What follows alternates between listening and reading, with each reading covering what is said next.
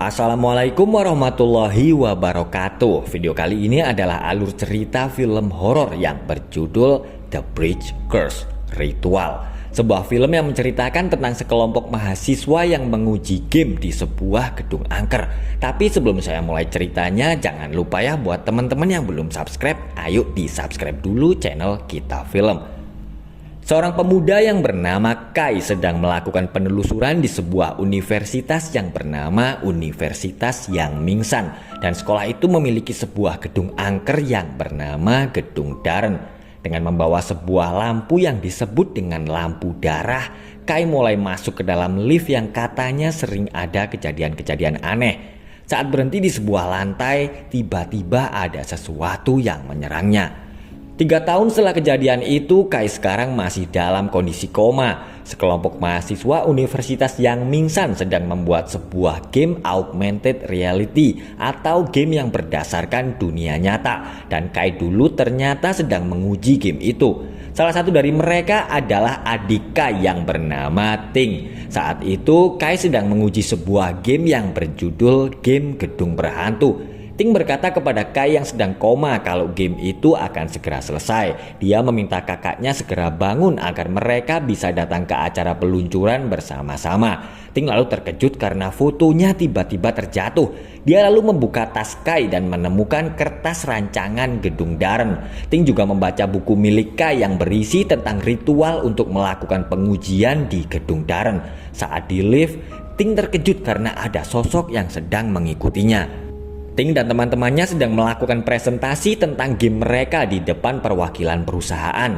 Weima menjelaskan kalau Gedung Daren dibangun pada tahun 60-an. Arsitek gedung itu lalu membuat bagua atau simbol falsafah Tiongkok kuno untuk mengusir kejahatan. Tapi arsitek yang bernama Su Wenyen itu malah membuat bagua terbalik dan menarik roh-roh jahat. Setelah membunuh kekasihnya, Wenyen lalu bunuh diri di dalam gedung, dan sampai sekarang masih sering terjadi kejadian-kejadian aneh di gedung itu. Ting lalu menjelaskan kalau cerita hantu di game mereka benar-benar terjadi di Gedung Daren. Di dalam game itu, para pemain bisa merasakan 3 legenda urban, yaitu petak umpet 1 orang, permainan 4 sudut, dan ritual lift. Mereka harus mengalahkan roh jahat terakhir untuk menyelamatkan semua jiwa di Gedung Daren. Malam itu Ting akan menguji game mereka di Gedung Daren, dan permainan pertama adalah petak umpet 1 orang. Pemain harus menemukan boneka sesuai dengan batas waktu untuk mengakhiri kutukan. Setelah menghubungkan ke dalam game, Ting tiba-tiba mendengar suara anak kecil. Dia lalu segera mencari boneka itu di toilet. Perlahan-lahan Ting membuka pintu toilet satu persatu dan dia melihat ada jejak kaki. Weima lalu menyuruh Ting agar mengikuti jejak kaki itu. Ting masuk ke dalam ruangan balet dan dia akhirnya menemukan boneka itu sedang menempel di sebuah patung.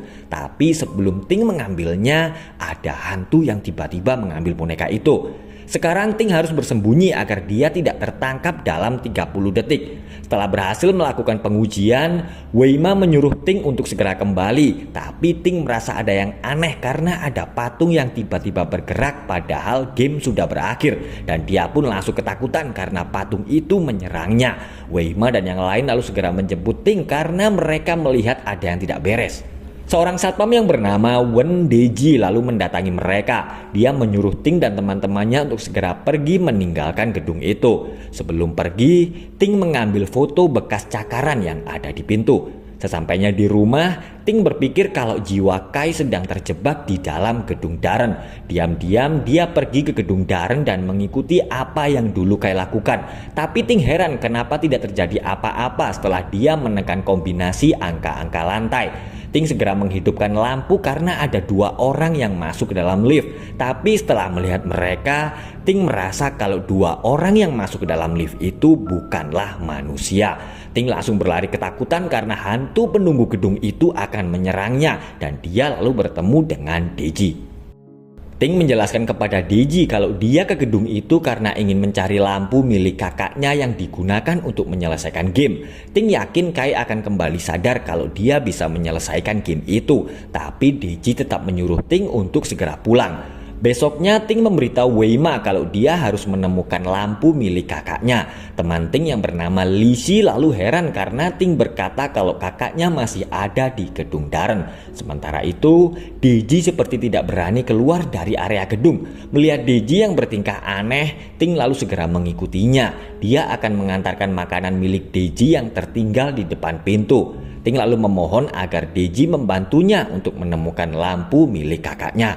Ternyata Deji dulu telah menemukan dan menyimpan lampu itu dan dia akhirnya memberikannya kepada Ting. Deji bertanya apakah Ting tidak takut melihatnya karena selama ini orang-orang selalu melihatnya seperti melihat hantu. Deji lalu seperti melihat seorang gadis lain di dalam diri Ting.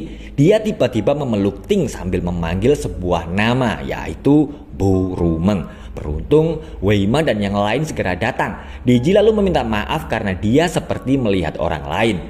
Ting teringat saat dulu kakaknya merancang game itu agar dia bisa membelikan rumah besar untuk Ting, karena selama ini mereka berdua tinggal di sebuah apartemen. Malamnya Deji langsung berlari ketakutan karena ada hantu yang mengganggunya. Tapi ternyata itu adalah ulah Weima dan teman-temannya. Mereka sengaja mengerjai Deji atas kelakuannya tadi. Tapi Ting justru marah-marah dan menganggap kalau mereka tidak harus melakukan itu. Deji yang ketakutan lalu teringat saat dulu hantu jembatan membunuh adiknya, yaitu Bu Rumeng. Hantu itu menyuruh Deji membunuh 5 orang lagi kalau dia masih ingin hidup. Beruntung Ting segera datang dan mencegah Deji bunuh diri.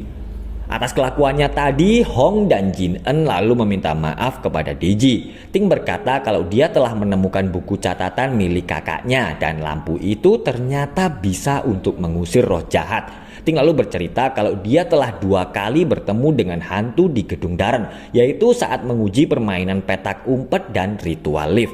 Ternyata bekas cakaran itu adalah kode rahasia yang digunakan oleh Ting dan Kai saat mereka kecil, dan artinya adalah hati-hati. Mereka sekarang akan menguji permainan ketiga, yaitu permainan 4 sudut.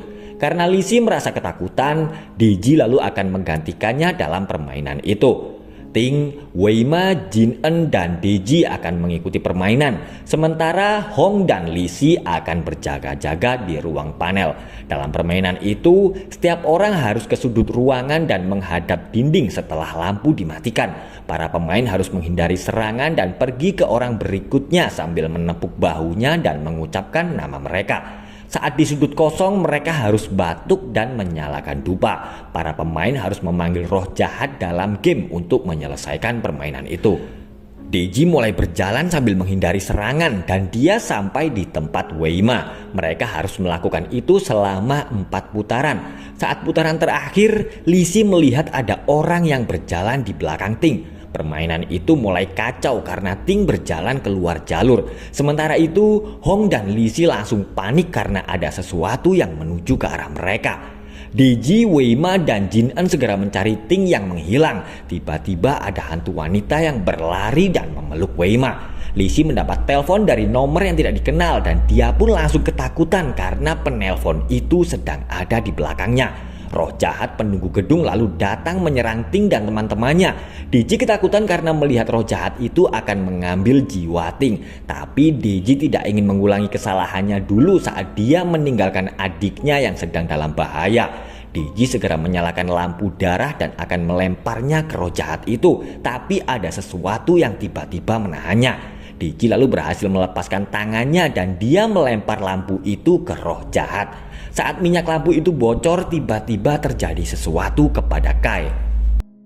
Ting berdoa untuk kesembuhan 4 temannya yang sedang dirawat. Dia lalu mendapat telepon kalau Kai dibawa ke rumah sakit. Sesampainya di rumah sakit, Ting tiba-tiba melihat ada sebuah pertanda dan dia lalu segera pergi ke gedung Darren. Ting berkata kepada Deji kalau kakaknya terjebak karena meninggalkan lampu itu. Dia meminta agar Deji mengizinkannya mencoba sekali lagi untuk menyelamatkan kakaknya. Mendengar itu, Deji akhirnya akan membantu Ting untuk menyelesaikan permainan. Deji yang telah mencari informasi lalu menemukan kalau hantu yang telah menyerang mereka di perpustakaan adalah hantu arsitek Su Wenyan. Jiwanya sedang terjebak di dalam gedung rancangannya sendiri. Ting lalu berpikir kalau Wenyan melakukan itu agar dia bisa bersama kekasihnya yang bernama Yu Ishu. Karena dengan bagua yang dipasang terbalik, maka hantu dari luar tidak akan bisa masuk dan hantu di dalam gedung juga tidak bisa keluar. Ting kemudian kembali melakukan ritual lift. Saat keluar, mereka berdua langsung berlari ketakutan karena mereka bertemu dengan hantu satpam gedung. Mereka berdua lalu segera bersembunyi di dalam toilet. Tiba-tiba ada yang buka pintu dan Ting langsung kebingungan karena dia sedang melihat dirinya sendiri. Dengan mengikuti cahaya lampu, Ting dan Deji akhirnya berhasil menemukan Kai. Tapi hantu-hantu itu menahan Ting yang akan membawa Kai pergi. Ting pun langsung menangis karena jiwa kakaknya perlahan-lahan hancur. Deji menyadari kalau jiwa Kai menghilang ketika minyak lampu itu habis. Ting lalu ingat kalau di buku kakaknya ditulis mereka harus menggunakan darah untuk menghubungkan lampu dan jiwa. Karena dulu Kai telah menggunakan darahnya, maka minyak lampu itu adalah jiwa Kai. Ting lalu mengajak Deji untuk pergi ke tempat saat dia menguji permainan petak umpet. Ting kemudian memperingatkan dirinya sendiri agar tidak memecahkan lampu itu. Deji lalu berkata kalau lampu darah tidak pecah di tempat itu, dan Ting akhirnya menyadari kalau bekas cakaran di pintu itu sebenarnya adalah buatannya sendiri, dan mereka adalah orang yang dilihat Lisi di belakang Ting saat permainan empat sudut. Ting lalu melihat saat Deji akan melempar lampu itu, dia pun segera berlari untuk menahannya. Ternyata Ting adalah sosok yang sebelumnya menahan tangan Deji. Setelah lampu itu mengenai roh jahat, Deji segera melompat untuk menahannya agar tidak pecah.